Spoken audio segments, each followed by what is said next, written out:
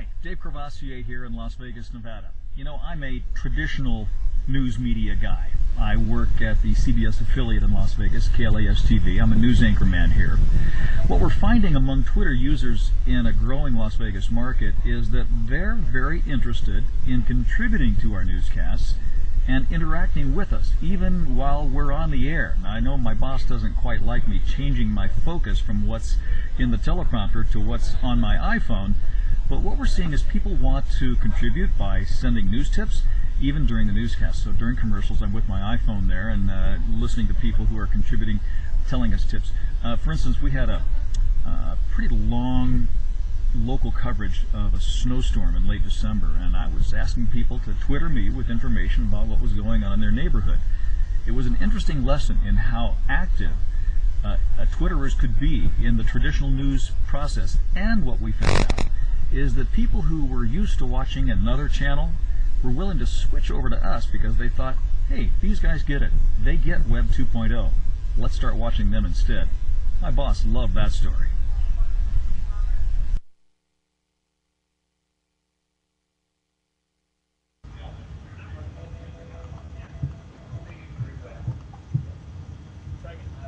Dave, you there?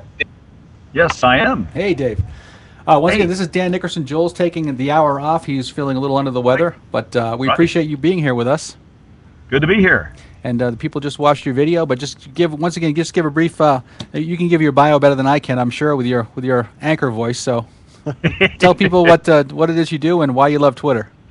I'm a TV news anchor man in Las Vegas, Nevada at the CBS affiliate. I've been in the market for 18 years as an anchor man, so you know, people know me here, and that's actually worked in my favor for Twitter. I like a lot of people who you've talked to today, they got on Twitter many months ago and said, I don't get this, what the heck is this all about? And then they came back later when they saw the buzz to start to rise. And so I did too. I came back and I saw that it was very active and very informative, educational even.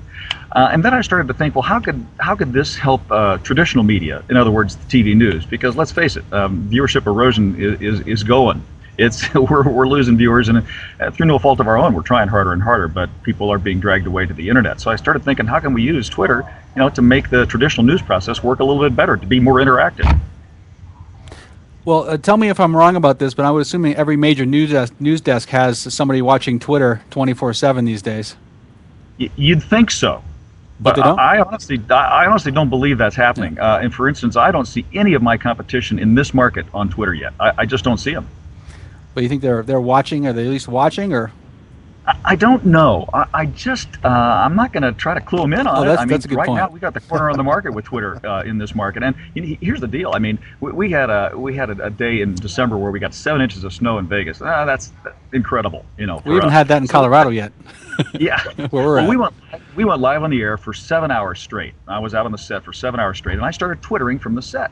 And I started getting some amazing responses. I mean, I was asking the tweeples to send me in updates of their conditions in their neighborhoods. How was traffic? Are they building snowmen? Whatever. And not only did I get a lot of responses live on the set, but I also started seeing that some people were switching from the other guys and switching to our news because they saw that we were with Web 2.0. We got it. We were with new media, and they liked that interaction. Yeah. So, Dave, I got a question for you. This is Ken. I'm Dan's sidekick here for the next few minutes. So, you know, one of the analogies, we always like to come up with analogies that just helps the communication process. One of the things that we talk about a lot is, and Joel says this, is that Twitter is like the water cooler of this century. And for news organizations, I would almost imagine that Twitter is almost like the police scanner of the previous of decades. So do you see news stories? I know the guy in the plane crash tweeted about that. Are you seeing that become more and more of a trend? And are you paying attention to see if breaking news actually comes from Twitter for your affiliate there? I'm watching it all the time, and we're starting to see that happen in this market. I see stuff, and I'm twittering stuff that I see come into our newsroom first, and I'm twittering it right away. Also, we have a couple of web guys here. We have a very successful website for our station. And one of our guys who sets up the website has ordered it so that whenever we have a headline story go across, it gets twittered immediately. And we're twittering stuff before it ever hits the air, the broadcast air. We're twittering it here first. I think that's happening. I mean, I'm watching stuff come across Twitter before it really gets on the news at all. Right. Well, that's fantastic, and I would think you guys are certainly ahead of the game. But from a consumer of news, I'm going to go to the affiliate or the station that gives me the breaking story fastest. And if that happens to be delivered over TV, that's fine. But if you can deliver that directly to me via Twitter while I'm online, or to my cell phone via Twitter, boy, you've got a fan in me. And so I want to give you guys big kudos for that. Well, here's the thing. TV, local TV, still does some things better than any other medium. We bring, quality pictures, good sound, good journalism, immediacy to breaking stories, and really nobody else can touch that. Now, Twitter and some other online sources are getting close to that. The video's a little grainy and a little shaky. The reporter on the scene is just a guy on the street. All that, but you know what? The viewers are accepting of that. They want to know what's happening right now, and they don't really care so much about the quality. Right. That's fantastic. Yeah. So, Dave, tell us how you're using Twitter yourself personally. Are you doing a lot of stuff? You're doing voiceover work? I have a freelance business of voiceover work that I do. I'm not seeing Twitter so much in that, but I am seeing it here in the newsroom. For instance, I'm sitting here at my desk. I've got 2 lights that I've had rigged up by the engineering staff here. I do a YouTube video every afternoon, which basically teases our viewers as to what our stories will be in the afternoon. That's a good idea. And we upload that to YouTube every day, about an hour and a half before the newscasts hit. And I'm sitting here at my desk twittering all afternoon and all evening about what's going on in the newsroom. And I think people love to hear about the process of news. It's no big secret, but they don't necessarily understand it. Right. So I'm twittering about the process here all the time. What's interesting too is the ability, not just with people tweeting about events, but people actually tweeting news stories and saying, hey, look, I've got a great idea for a news story for you.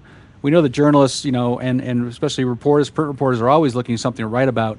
It'd be a great way to just say at so-and-so, by the way, this would be an interesting story for you, Well, and we're getting that. But I'll tell you, there is still the journalistic integrity and the journalistic process of vetting stories. And we don't want to rush too much into, covering something or retweeting or repurposing some content that has not yet first been checked out. Well, that's the beauty of Twitter, is you can Twitter the story idea too and see what people think about it. We're always going to run it through the filter of, is this really true? Can we confirm it with the authorities? And we're always going to do that before we start passing along rumors. Right. So what do you think the next big event is going to be as far as Twitter news breaking? What do you think the biggest story that's going to be Twitter this year is? Something random. You come up with something off the top of your head that is going to shock people? Because it could be anything. I just think it's going to really go mainstream. I mean, I twittered this morning that Twitter is marketers marketing the marketers. And really, that's 99% of what's on Twitter right now is people who are really on the cutting edge. They're into the marketing and they're there. I think mainstream is going to come to Twitter, like a couple of your other guests have said today. Mainstream's going to come to Twitter, and it's just going to explode. I hope their servers are ready. I really do. I told I have a 20-year-old daughter in college, and I said, "Are you on Twitter?" She goes, "What's Twitter?" I said, "You're 20 years old. You don't know what Twitter is?" And she goes, "No." I said, "You'll be on it by the end of the year. Don't worry." Right. Yeah. That's fantastic. Well, I was saying, Joel said the same thing. You have to sign up on Twitter. I think it took me about 6 months before I set up an account. And then after that, it took me probably 3 weeks to make a post. And I still don't tweet that often because we're doing so many other things that I don't have time or I can't tell people about. So, yeah, once again, he just held up the Twitter public. So you got Joel's copy of the book? Thanks to you guys. Yeah. Thank you very much. Yeah. I haven't really read all of it yet, but man, it's golden. Yeah, everybody needs to get a copy, right? There's a lot of great stuff. So I do have a question, Dan, if I can jump in here real quick. So, Dave, we've talked a little bit about how you use Twitter from a news standpoint, but what features of Twitter do you find the most effective?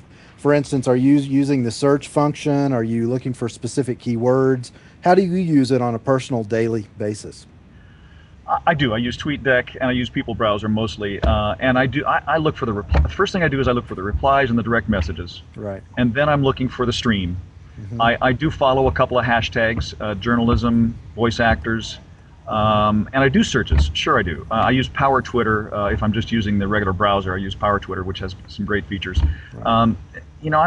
I'm looking for what's the latest thing, because to me, Twitter's changing by the hour, and the stream of consciousness that is Twitter is driving new ideas and new techniques all the time. I'm just on it to see what's going on. Right, that's perfect. Now, as you know, following the news, Twitter just got a massive infusion of capital. So if you could send out a shout out to the founders of Twitter, what one feature would you ask them to invest just a portion of that money into? what's the one Twitter feature that you got to have? Groups. I'd like to see them develop a proprietary group feature on their site. Now I'm already on some Twit groups through twitgroups.com. That's One Data Recovery's work, and I've started a couple of groups there. And it's good. But I think Twitter could probably do it better. Excellent. Hey, Dave, we're at the top of the hour. We want to thank you for being here. We really appreciate you being on the show and for sharing the news. Okay. Well, I'm Courvo on Twitter, Courvo, and we're at KLASTV in Las Vegas, and my personal website is Courvo.com. Great. I'll type that in right now. And once again, thank you. And for those watching, well, for those watching us, we're going to have the what's that? Keep up the great work. You guys. Thank you very much, Dave. Appreciate it. Thanks, Dave. All right.